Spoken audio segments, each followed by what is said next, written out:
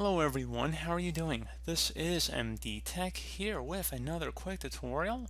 In today's tutorial, I'm going to show you guys how to resolve if Windows 10's desktop keeps refreshing. So this should hopefully be a fairly straightforward tutorial, guys, and without further ado, let's go ahead and jump right into it.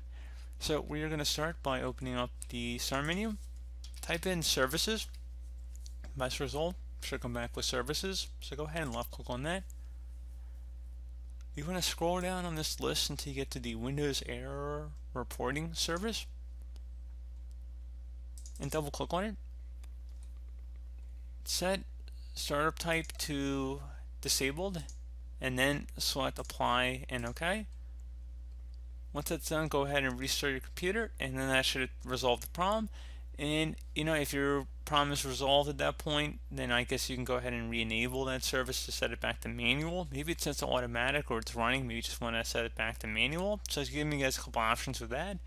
Once you've done that, restart your computer, see if that resolves the problem. You can also open up the start menu again, type in CMD. Best result should say command prompt. Go ahead and right click on that and select run as administrator. If you receive a user account control prompt, go ahead and select yes. Now I'm going to have a couple commands in the description of my video. The first one's going to be a dism command, so just copy that from my description and then go up to the top bar of this command prompt window here, right click on it, select edit and then paste to paste it in. It will take a couple minutes to run, so please be patient.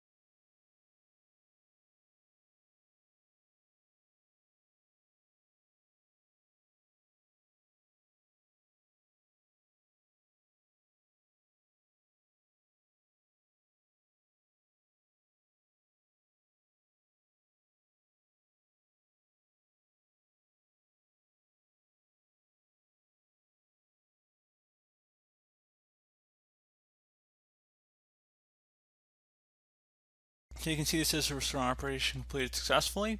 Second command, you can copy it and paste it in just like we did the first one, or you can just type it in. It's just SFC, then a space, /scannow. Again, SFC, and then a space, and then /scannow. Scannow is one word, attach that / out front. Hit enter and keyboard to begin running that scan. Will take a couple minutes to run, so just please be patient.